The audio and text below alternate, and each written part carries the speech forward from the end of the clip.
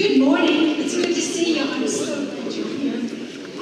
What a great day it is for our graduates today. And we have a lot going on, so I don't want to take up a lot of time because I want the time to be spent with our graduates, our high school graduates today. I'm awfully glad you're here. We have a lot of announcements, and one announcement is this. We have prayer magnets, and they've been in this back table back here, but we moved them so that they are up there by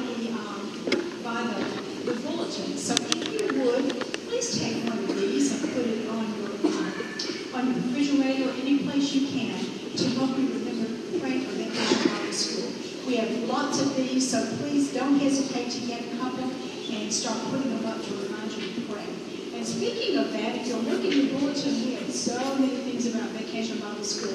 Adopt a Street has already started. If you will, in the back, we have a sign-up sheet that says Adopt a Street, choose a street.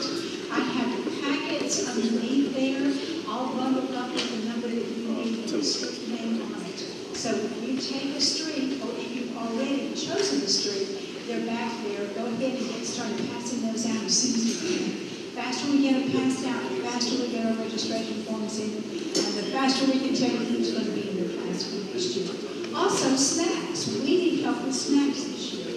I told you, everybody can be involved, even if you're not here this week. And this is one major way you can help.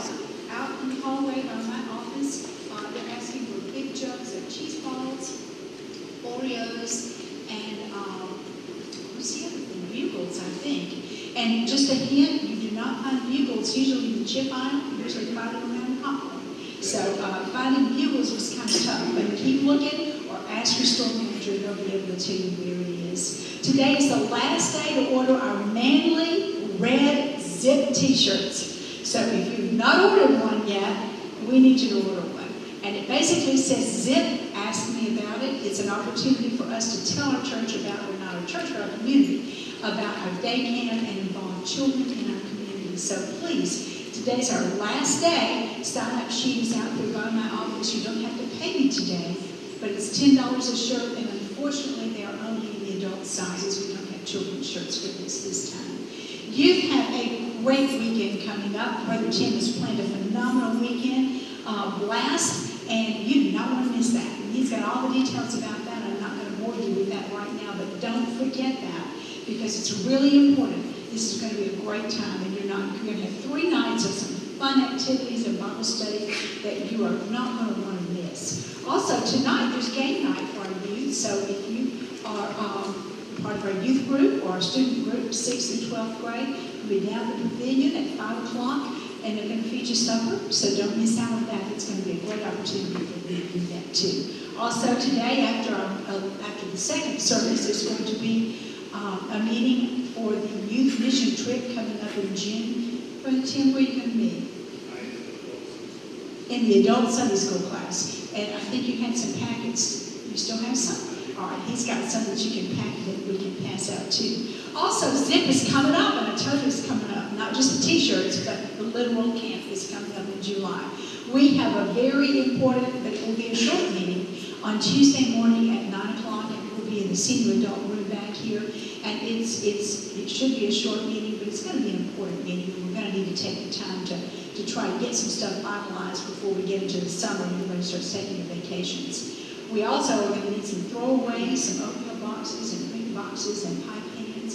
And if you've got those, you can leave those in my office and I'll pass them on to Sandra and anyone else who may need some things. I have one last thing that I want to do. If you participated in any way with our backpack ministry, would you please stand and don't make me have to call your name? Bob?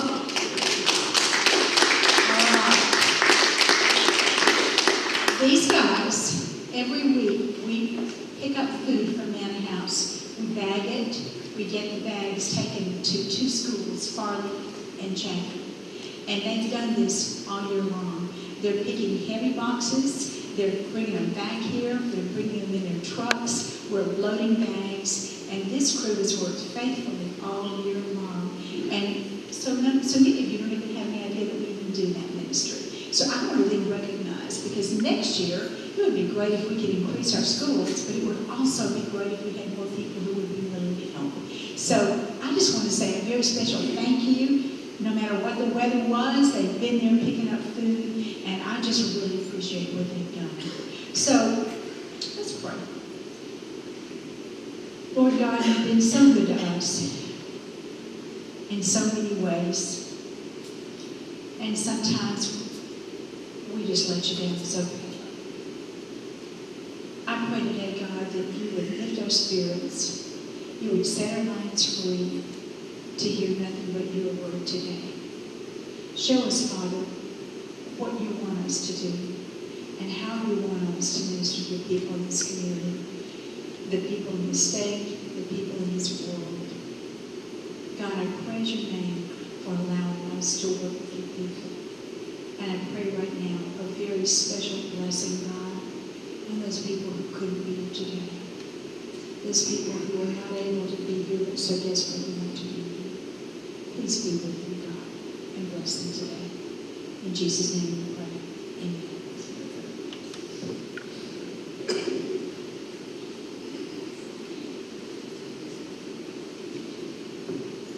Well, good morning. As Ms. Donna said, it is a very special day today as we get to honor our graduates. And I have two guys and a lady this morning. In the South, we're all guys, right? So I have a lady and two guys that I'd like to recognize this morning. And I'm going to call your name. I'm just going to ask you to come up and stand over here on the stage with me. Joshua Carey, Jackson Stewart, and Caitlin Mack.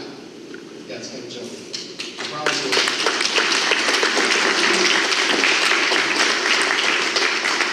I won't embarrass you too bad, and I won't give you the microphone unless you really want it. Caitlin, I might want to sing a song, right? Oh, okay, all right. Well, you don't want me singing either, but these three guys are graduating this year, and it's a really exciting time. A neat time for them to turn the page in life, transition into endeavors that involve college. And Caitlin Mack will be graduating from Athens Renaissance School and plans to attend the University of North Alabama Honors College for nursing and continue on with a master's to be a nurse practitioner. So when I get old, make sure you take good care of me, okay? And Joshua Carey is graduating from Grissom, correct? Graduating from Grissom, and he plans to go to Calhoun in the fall, and he's going to get his basic out of the way. And then after that, he wants to transfer to the University of Alabama. I think some of you might have heard of that. But he wants to go down to Alabama and get his degree and become a computer engineer. So Joshua, good luck with that, buddy. And last but not least is Mr. Jackson Stewart. He also is graduating from Grissom. And he will be attending the University of North Georgia on a 4-year National ROTC scholarship. And Jackson, I'm coming to visit because I know where that is. That's up in my own stomping ground. Dahlonega is beautiful up there. So just bring food? Okay, I can do that. We'll take you out and everything. All right, sounds good. All right, you heard that, Tracy. When we go to North Georgia, we got to give you some food. So I'm really excited for these guys. I want to encourage you to walk with the Lord. I have the privilege of preaching second service, and I'll be bringing a message pretty much directed at you guys. So if nobody else pays attention, you three, make sure you listen really well, okay? All right, let's have a time of prayer, and then I'll let you guys sit down, and we're going to watch a video, and that will be embarrassing probably, but your parents and everybody gave us pictures, so I'm sorry. Father God, I just thank you so much for this morning. What a beautiful day. What a beautiful morning you've given us. And God, thank you so much for these graduates, Lord. Thank you for laughter and fun and friendships and fellowship. And God, just for these three, Lord, I know that this is exciting times for them to turn pages in life and new chapters. And God, I just pray that you would watch over them and protect them. Lord, guide and direct them. And Lord, help them to be Holy Spirit dependent. Lord, help them to rely on you each and every day for their needs and for their comforts and for the things that will come at them in life, as it often does. Lord, help them to seek you. And God, I just pray for us as a church and families that we would just be there for them, Lord, that we would be a love and a support and an encouragement. And Lord, help us to be mindful to lift them in prayer often, Lord. And I just, God, thank you so much for what you're doing in these hearts and lives. And I just pray all this in the name of Jesus. Amen.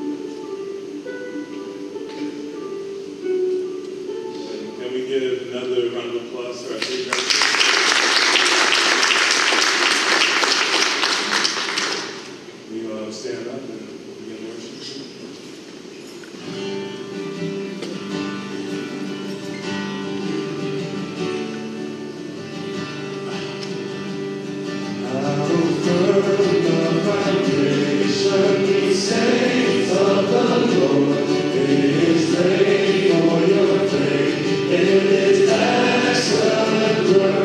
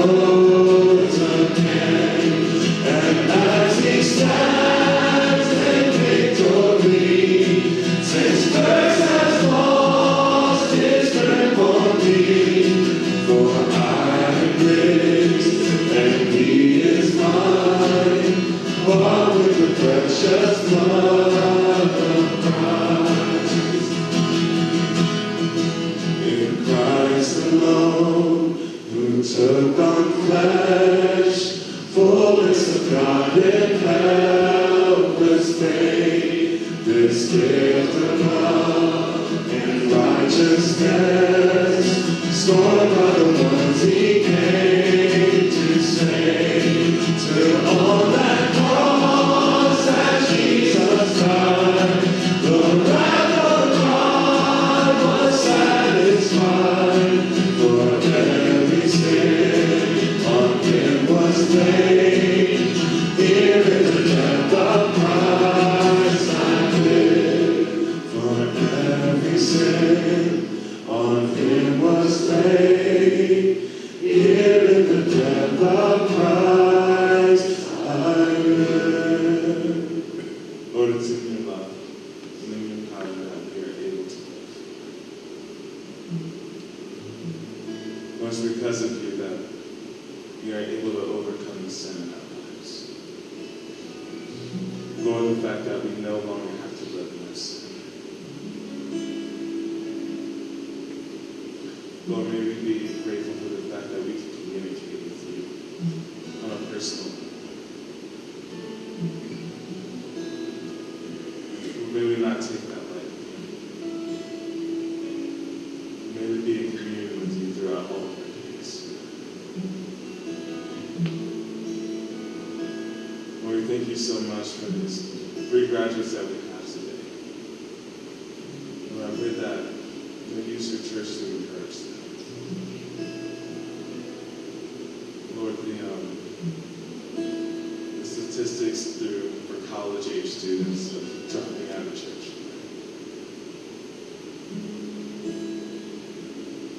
Lord, I pray that those 3 won't become another statistic. Lord, I pray that we will encourage them.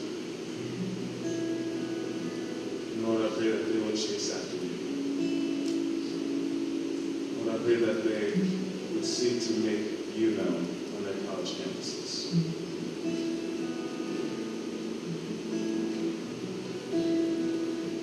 Lord, we glorify today in all of our deeds. In your Son's name. You may have a seat. Those who receive this morning's offering will come now.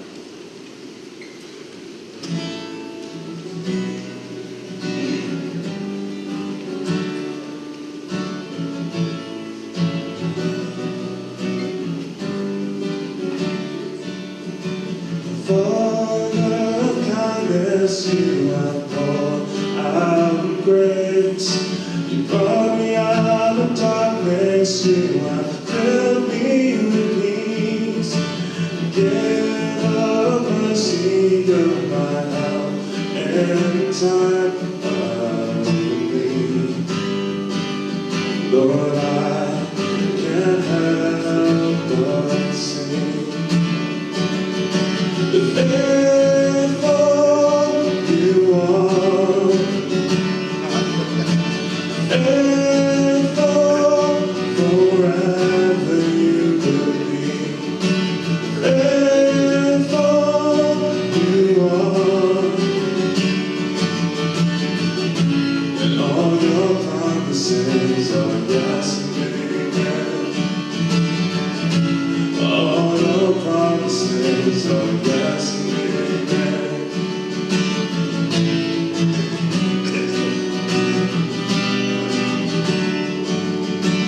Beautiful Savior, you have brought me near.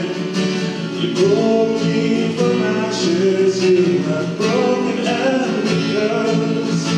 Blessed Redeemer, you have set this captive free.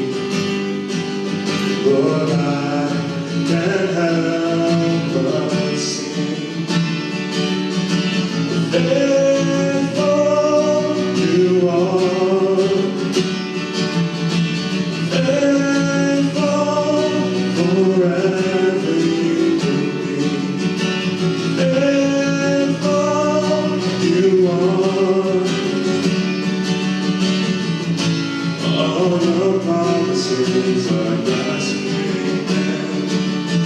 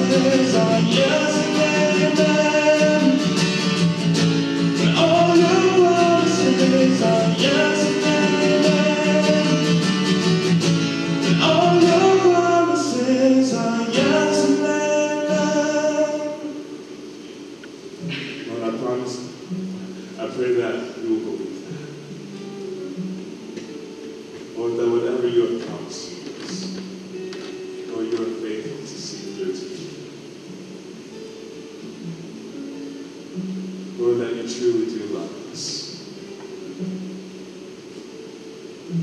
Lord, that even in the good and bad times, you know what's best for us. So, Father, I pray that our faith in you will increase. Lord, that our love for you will increase. Lord, that our willingness to live out whatever the Spirit has called in us individually. Lord, may we truly do that. In Son's name.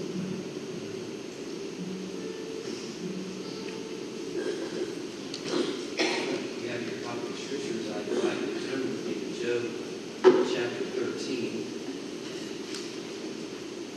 Job chapter 13. And as you're turning there, look at this passage before. It's not one of my favorite passages, but James says, "Count it all joy, my brothers, when you meet trials of various kinds, for you know that the testing of your faith produces steadfastness. Let steadfastness have its full effect, that you may be perfect and complete, lacking nothing." Problems.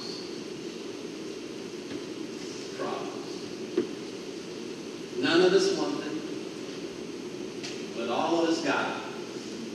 Problems. Amen? And problems come in all shapes and sizes, colors and schemes. And often problems even disguise themselves as people. Right?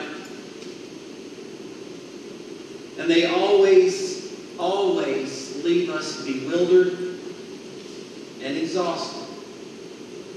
Why? What is the one thing that can usually rob a Christian of his joy? Problems. What is it that seems to suck the abundance out of the abundant life that Jesus Christ talked about in John chapter 10? Problems. What is it that, if we're not careful, works to weaken our faith, diminish our hope, and often leave us in complete and utter defeat? Problems. But on the flip side of that, we can trust God with our problems. Then our problems can be something that will mold us and shape us into the image of Christ. The problems. What does the enemy have an endless supply of in his arsenal? And will gladly use any one of them to disrupt your life? Problems. Satan, throughout the history of mankind, has set out to prove that man only serves God, listen to me carefully, that man only serves God to see what God can do for him. So Satan is convinced that the only reason we stay loyal to God is because God blesses us.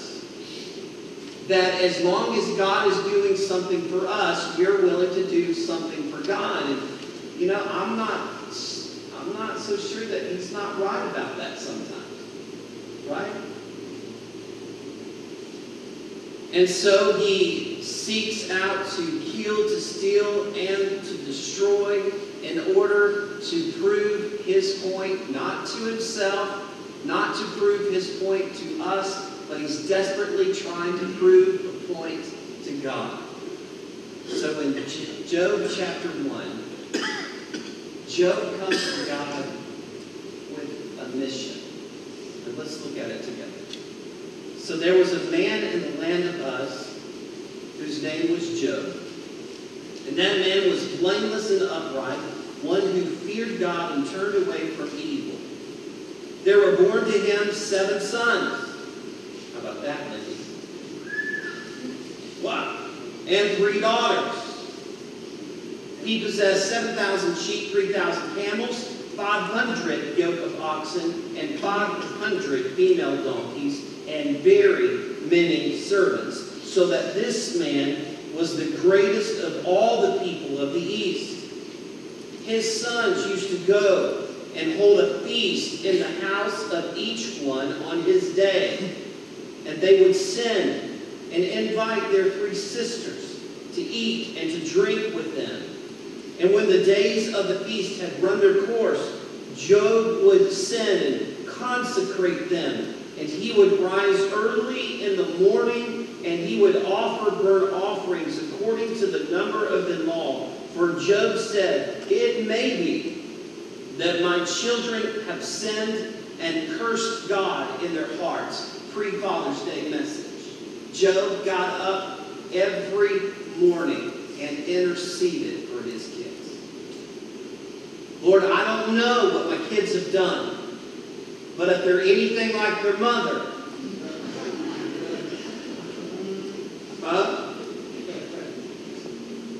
and so he interceded for God every morning on behalf of his kids. It's very blessed.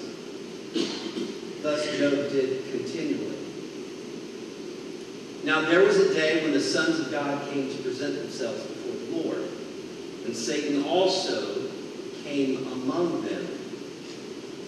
And the Lord said to Satan, "From where have you come?" Satan answered the Lord and said, "From going to and fro on the earth, and from walking up and down on it." Truth, but not the whole truth. And the Lord said to Satan, "Have you considered my servant Job? That there is none like him on the earth, and blameless, and an upright man who fears God, turns away from evil." Now notice what the Lord does here.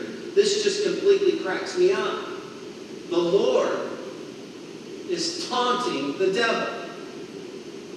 So you think you're walking up to and from the earth, and you don't think I have a clue of what you're up to. I know what you're up to because you seek to kill, to steal, and to destroy. I know exactly what you're doing. And you think you're doing a pretty good job, but have you ever thought about Job? You ever thought about what a righteous guy he is? You think you're so successful. But look at Job. And notice how Satan responds.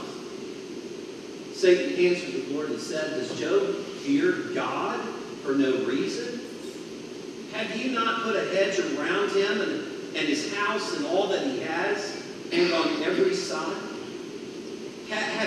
You have blessed the work of his hands and his possessions, and have increased in the land. But stretch out your hand and touch all that he has, and he will curse you to your face." And the Lord said to Satan, "Behold, all that he has is in your hand. Only against him do not stretch out your hand." So Satan went from the presence of the Lord, and at that moment Satan began the process of seriously disrupting the life of Job, doing his best to accomplish his agenda, which was twofold. Number one, I am going to get Job to give up on God. And if I can get Job to give up on God, then maybe I can get God to give up on me. That was his goal. But then you fast forward to chapter 13, which is where our text goes from today. And you read these words from Joseph's mouth. "Though he slay me, I will hope." The Holman Christian Standard Bible translates this, "Even if he kills me, I will hope in him." When you think about all that Job has gone through up until chapter 13, and all that remains for him to go through, what a powerful statement that is. Even if it costs me my life, I will not give up. So let's look at everything that Job went through. Let's just ask some questions. And really, I don't want you to make these Job's questions. I want you to make them your questions. to make these points personal as we go through this message today. And here's the first question. Can I trust God when I am submerged in suffering? Can I trust God when I am submerged in suffering? We read in chapter number 1 and verse 13 through 17 that Job lost all of his finances. His estate, completely gone. His livestock, completely gone. From a financial standpoint, he is more than bankrupt. Everything is gone. In chapter 18 and verse 18 and 19 of chapter 1, we read that all of Job's children are killed. So now his family is gone. In chapter 2, verses 3 through 8, we see that Job loses his health. He begins to encounter some health problems. And then we flip to chapter number 4 and verse number 7. And now it appears that even though Job lived a righteous life before the Lord, that neither God nor Satan could find any fault against him. But in chapter 4, verse number 7, his reputation is now tarnished because he has encountered some problems in life. And notice what his friend said to Job, by the way. Remember, who that was innocent ever perished? Or where were the upright cut off? And isn't it strange that that kind of doctrine is still perpetuated on the airways today? Now, it's worded a little bit different today. But on TV today, we're told that as long as you have enough faith, as long as you give God enough, as long as you send a little bit of money my way, then God is going to bless you in all that you do, and you're going to live an insulated life, and you'll be blessed, never have anything to worry about. Notice what his friends are saying here. To Job's face. Listen, here's the question, Job. Tell me one time where a person encountered problems that they weren't guilty of something in life. The pastor of my first church, Bob Harris, in 1997, on Christmas Eve, his son was 25 years old. His son took a group of boys from the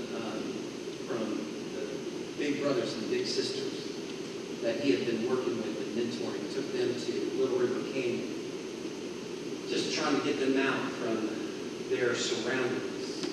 It's Christmas time. He wanted them to have something to remember other than what they were normally accustomed to in their home.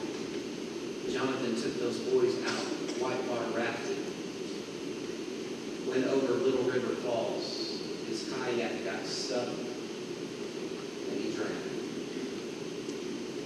Shortly after I came to Farley in 2004, Bob's son-in-law, who was a chiropractor on Jordan Plain, had a tremendous practice, had a beautiful family, had flown to a conference in Atlanta, and on his way back, ran into some problems, engine failure, and his plane crashed, killed him and another couple. He remembers standing in line at Valhalla to pay our respects to his wife, Laura, Jim's widow, to Brother Bob, to Peggy. And as we're standing in line, Dr. Broadmount was standing in line as well. And he said something a little bit like what we read in 4 verse 7. This is what he said. I wonder what kind of sin Brother Bob has in his life that God would do this to him. Now, I'm going to tell you straight up that my wife not been standing here with me because she immediately grabbed my arm. Because there's a Bible. We was about to just throw down right there in the line. And I looked at him and I said, who on earth do you think you are? Do you realize what you just said? Because if that's how God treats his kids, I'm in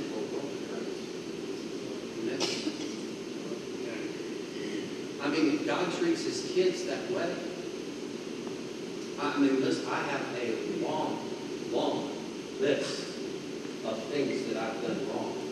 I have a long, long list of things that I'm not proud of. And so if that's the case, I'm in for a world of hurt. Some said, Job, you must have sin in your life. This would have never happened. Others have said this, Job, obviously you didn't have enough faith, or this would have never happened in your life. Notice how Job responds to that accusation. In chapter 14, verse number 1, he says, man is born of a woman, is few of days and full of, I'm sorry? Problems. I mean, if you were born, then your days are short, and they're going to be full of problems. John chapter 16, verse 33, Jesus said, I have said these things to you, that in me you might have peace. In this world you will have problems. Problems. Hebrews chapter 11. Pay attention to this passage, please. Hebrews chapter 11. We call this the Hall of Fame of Faith. And after the writer drops some specific names, he gets to this important part. In verse number 32, he says, and what more shall I say? For time would fail for me to tell of Gideon, Barak, and Samson, of Jephthah, and of David, and Samuel, and the prophets, who through faith conquered kingdoms, enforced justice, obtained promises, stopped the mouths of lions, quenched the power of fire, escaped the edge of the sword, were made strong out of weakness, became mighty in war, put foreign armies to flight. Now all of those are things that are praiseworthy, but what he's actually saying is through faith, these men overcame problems. And then he goes on. Women received their dead by resurrection. That's a problem. Some were tortured, refusing to accept release so that they might rise again to a better life. Others suffered mocking and flogging and even chains and imprisonment. Problems. Some were stoned, that they were sawn in two. They were killed with the sword. They went about in skins of sheep and goats. They were destitute, afflicted, mistreated. They had problems. But notice what the writer says about them in verse 38, of whom the world was not worthy. Now look what he said. It's not because God had some kind of agenda against them because they were sinners. No, because God is a merciful God. And it's not because they didn't have enough faith. Because they had plenty of faith. Or they wouldn't have been able to live the kind of life that they were living.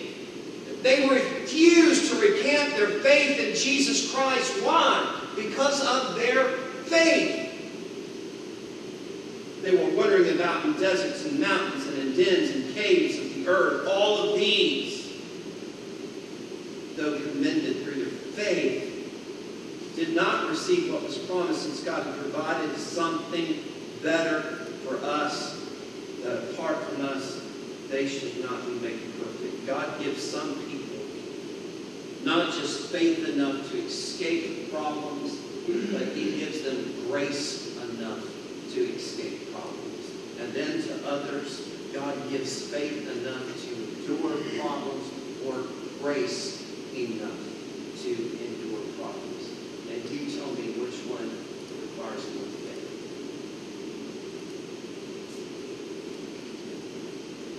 See, the greatest temptation that any of us will ever have when we endure problems and we experience troubles is to ask the question, does God care about me? That's the greatest temptation. And notice the response of Job. Chapter 1. He's lost his finances. He's lost his family. His reputation is about to collapse. But listen to what it says. So Job arose, tore his robe, shaved his head, fell on the ground, and worshipped. He worshipped. And he said, naked I came from my mother's womb, naked shall I return. The Lord gave, the Lord has taken away. Blessed be the name of the Lord. And in all of this, Job did not sin or charge God with wrong. When I was in Gadsden, I was able to serve as a chaplain at the Etowah County Mission Center. One day a month, we would go down there and we just acted as a chaplain. As people would come in and they had a financial need, they had staff there that would help them get some stuff together so that they could meet financial need. If they had clothing needs, they had volunteers there, a tremendous clothing closet there so they could pull clothes together for families, for working moms, whatever. And they also had a food bank there. And so you could come there if you were destitute, and just probably within 30, 45 minutes, they'd have you taken care of. But one of the things was, before you could walk out the door, you had to meet with the chaplain. And those were wonderful days. The ministry, some days they were really slow, so I got a lot of reading done. Other days weren't quite so slow, and I got a lot of ministry done. But I never will forget one day, we're just going to call this lady Cheryl. Cheryl walked in. Oh, she was about as big around as a pencil. Tiny. So she walked in, and the staff was busy getting together her clothes, getting together some food for she and for her family. And I just simply asked, Cheryl, if you come into the office here, I just love to know how I can pray with you. And she said, Mike, she said, last week I found out that I'm HIV positive. And I went, wow. I said, ma'am, if you don't mind me asking, I said, just would you mind sharing me your story? She admitted to, shortly after she graduated high school, she got involved with the wrong crowd. She began to use drugs, and it wasn't long before her friends were no longer friendly. She had to score drugs by herself, and the only way she knew to score the drugs was to sell it herself. So that's what she did. She said, Mike, I would do anything to get fixed, to get my fix. She said, but about a year ago, she said, I hit rock bottom. When I hit rock bottom, there was a wonderful Christian lady who met me there. She shared the gospel with me. I prayed to receive Christ. She said she quite literally nursed me back to Him. She said, for the last several years, I just been loving the Lord. She said, I realized that me having HIV is because of the sinful lifestyle that I was living. But she said, but I've never found more grace than I have these last few months. And I said, so how can I pray for you? She said, Mike, all I want. She said, I have a granddaughter. She said, we're still restrained.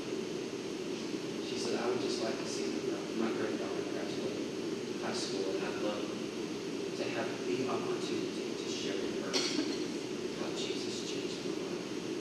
Would you pray that I would have that opportunity? Now here's what she was saying. Even though He slays me, yet I will trust. Question number 2. Can I trust God when I am forsaken by my family and by my friends? Did you know that not everybody in my life was on board when I decided to give my life completely to Christ and pursue vocational ministry? Did you know that? Did you know that there were some people in my life that told me that I was absolutely crazy? That there were people who told me that I would never be able to support my family? Did you ever hear stuff like that? Huh? there were some people who just completely wrote us off because of our decision to follow God's call on our life. Can I trust God even when I am forsaken by my friends and by my family? Notice what happens in chapter 2, verse number 9. All of a sudden, Job's wife shows up. She's wanting to know how come God took her kids. She's wanting to know how come God took her money, her house, everything. She's wondering, why, Job, are you now, your health is not what it used to be. Job, why don't you do us all a favor? Why don't you just curse God and die so I can move on? Forsaken.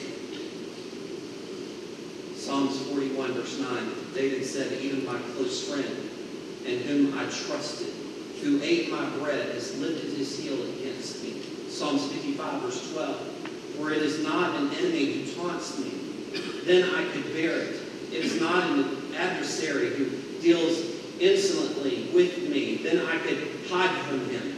But it is you, a man, my equal, my companion, my familiar friend.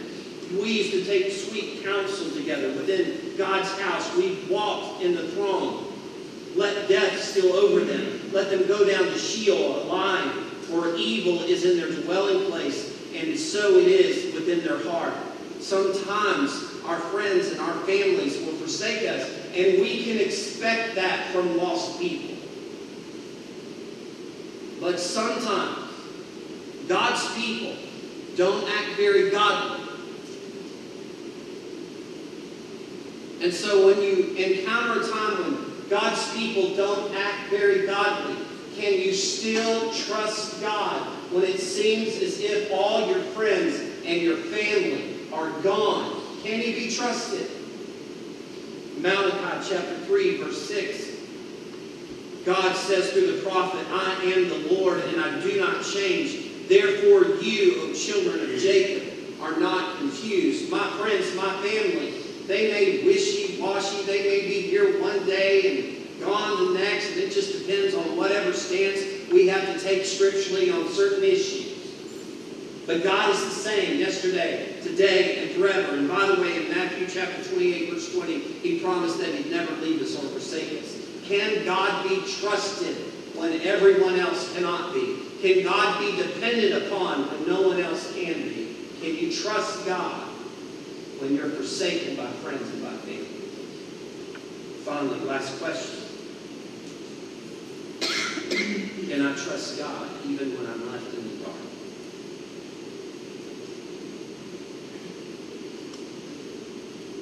You know, we oftentimes forget that Job was not privy to the conversation that God and Satan had in heaven. Job was kind of left out of that conversation. He had no clue that it was taking place. He had, listen to me carefully, he had no idea the confidence that God had in him. Did you hear what I just said? He had no idea. And let me say it a different way. He had no idea that God was willing to bet the bank on Job. All right? Now, for those anti-gambling people, don't get upset with me, okay? I'm just saying. God knew Job's character because God knew Job. And God had so much confidence in Job that he knew that Job would never give up. However, Job was completely in the dark. All of it. Can I still trust God when God leaves me in the dark? Maybe this has happened to you, but you know, for me, I'm not real patient, and I kind of like answers right away. And so when something is going on, or if a crisis is hit, and I'm going to God in prayer, man, God, I want you to answer me, and I want you to answer me like now. Like God, I want to know not just why, but I want to know all of it, and I want to know right this minute. You know, I think I've earned the right to know, right? And when I go to God and I'm wanting God to answer right away, and God is like, not yet. I'm going to hold on to the answer just for a little bit longer, Mike, but you're just going to have to trust Him. So can we trust God even when we're left in the dark? Job chapter 23, verse 1. Job answered and said, "Today also my complaint is bitter. My hand is heavy on account of my groaning. Oh, that I knew where I might find him, that I might come even to a seat. I would lay my case before him and fill my mouth with arguments. I would know what he would answer me and understand what he would say to me." So Job is not just saying, it's not that I can't get an answer from God. It's almost as if God has disappeared, shut it off, can't find him. Ever been there? I have. I mean, it's not just like your prayers hit the ceiling and they just come back and smack you in the face, but sometimes it feels like your circumstances are telling you that God's nowhere around. And because God's nowhere around, it means that He doesn't care. So my question is, can I trust God even when I'm left in the dark? When maybe God is silent because He's trying to teach me to depend upon Him, or maybe God is silent because He's still waiting for me to confess that one sin that has broken fellowship between me and Him. But for whatever the reason, right now, God is silent. Can I still trust Him even when I don't get the answers that I want? Behold, verse 23, verse 8, I go forward, but He is not there, and backward, but I do not perceive Him. On the left hand, when He is working, I do not behold Him. He turns to the right, but do not see Him. Do you ever wonder if Moses felt alone, leading the children of Israel out of bondage? You ever felt like Joshua felt alone? You ever feel like that maybe David, as he was fleeing from Saul and then later fleeing from Absalom, his own son, ever wondered why? Do you ever think that maybe Hosea, time after time after time, when he would have to go and bring back an unfaithful wife, question God as to what are you up to? Do you ever suppose that maybe John the Baptist, as he is imprisoned in Herod's prison, ever wondered, why doesn't Jesus do something? Or Paul, in a Roman prison, some of his last letters, we can almost guess that perhaps he's listening to them sharpening the axe. Do you ever think that maybe he felt like he was all alone? Or how about the Apostle John? See, John had just barely gotten into the game as far as an apostle is concerned. And all of a sudden he finds himself exiled on Patmos. And he begins to read about how the church is exploding and the tremendous growth that has taken place and how lives are being changed and Christianity is being spread all over the world. And here I am, God, and I'm stuck on this island of Patmos. God, why? And then later he realized why. Oh, there's some great men and women in Scripture who often wonder, God, where are you? Why have you left me in the dark? Can God be trusted even when we're in the dark? Listen to Isaiah chapter 50, verse 10. Who among you fears the Lord and obeys the voice of his servant? Let him who walks in darkness and has no light trust in the name of the Lord and rely on his God. Why? Because he's God. He doesn't change. Because he promised that he would never leave us or forsake us. My pastor once told me, Michaels, it's not really the right thing to ask when you ask why. He said, I found it usually more effective to ask what or how. I'm like, Brother Dave, what do you mean?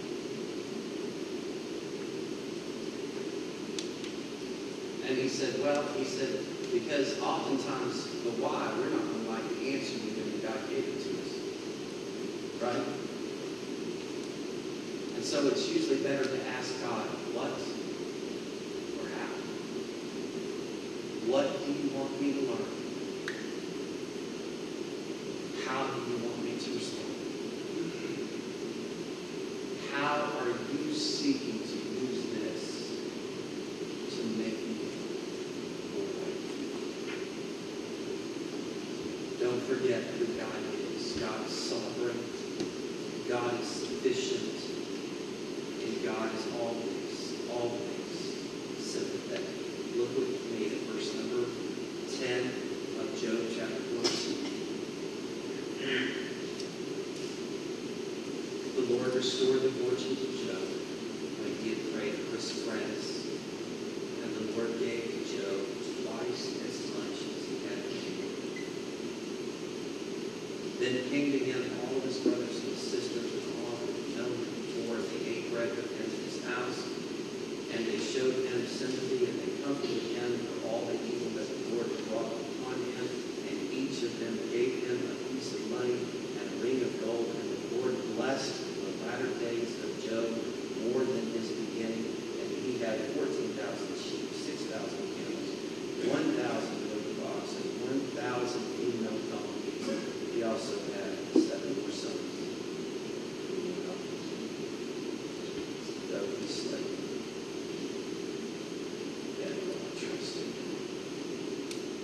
Even when I'm submerged in suffering, even when I am forsaken by my family and my friends, and even though sometimes he leaves me completely in the dark, I will not give up on God. Let's pray.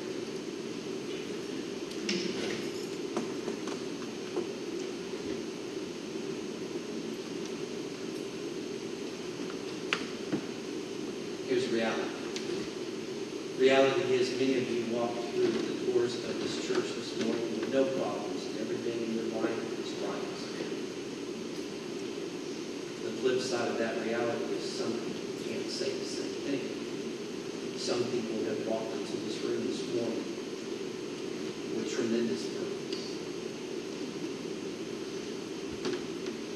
Big problems. Some of them, quite honestly, feel like God is letting them in the dark. They're not just wanting to know why. They're still struggling to know the what and how.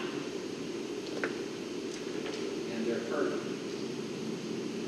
One of the things that we are encouraged to do as the church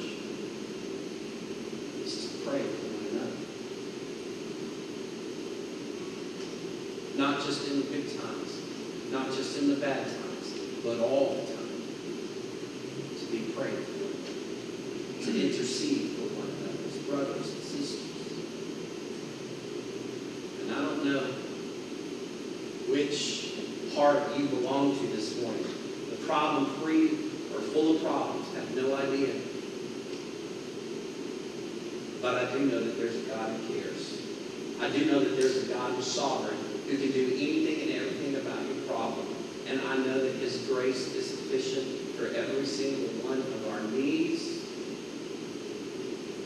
And I also know that sometimes God is just waiting for you to say, God, I can't handle it here, but take it, it's yours.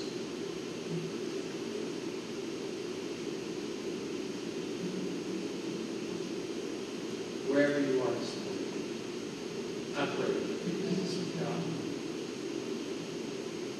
I pray that as a Christian, whether you have problems or not, I pray that you will pray for the person beside you, behind you, in front of you, diagonally to you. Maybe just every once in a while, just peek up, look around and say, oh God, I don't know what these people are going through, but I know that you're God, and I know that you're here, and I know that you can do anything about the need. And so God, I pray that you move in a supernatural way in their life. Let them understand the why, the how, and the what. But Lord, come through in a glorious way. God, may we have your will and your way in service. God, let us see your glory revealed in this place today, in the lives of the people. I pray in Jesus' name. Let's sing.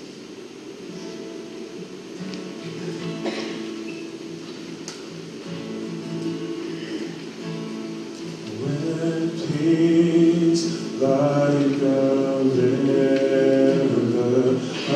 attended my way, with sorrows like sea billows roll.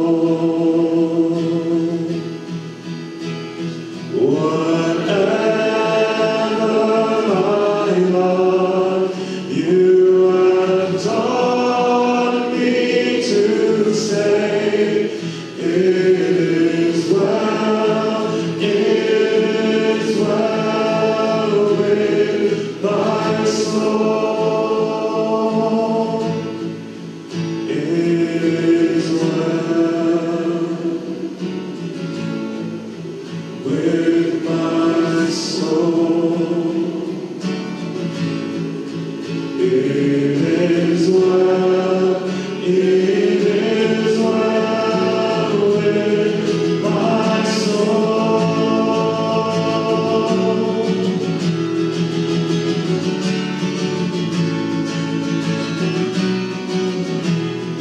Though Satan should buffet, though trials should come, let this blessed assurance control, that Christ has regarded my helpless estate, and has shed His own blood for my soul.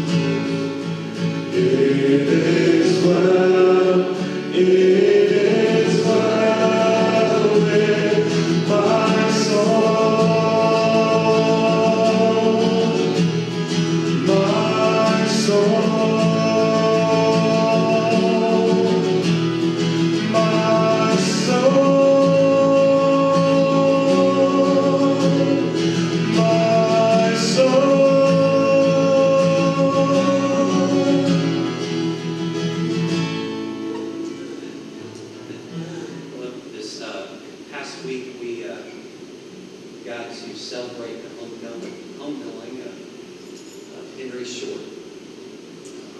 Henry was baptized here on May 1st of 2011. That was the Sunday after the tornado went through. We did everything that we could to talk him out of that because it was dark. We had no electricity. And we were just afraid that either he would fall because it was dark or that we would send him into shock because the water wasn't heated and it was freezing cold. And it was so funny. He looked at us. He's like, "Yeah, I was in the Navy." I'm like, "Brother Henry, that's been a long time ago." You know, but he got to go home this past week. Waiting for him, his beautiful bride Mildred. He also had two sons that had passed away within the last year and a half. So they just had a reunion time in Glory this past Monday. But continue to pray for that family. Also this past week, Les has gone to have some testing done. He had to have some biopsies. I'm sharing this with his permission. Those biopsies did not come back good. So Monday he's going to talk to a doctor. More than likely he'll be going to Birmingham. It looks like surgery is definitely in the picture. So you come by this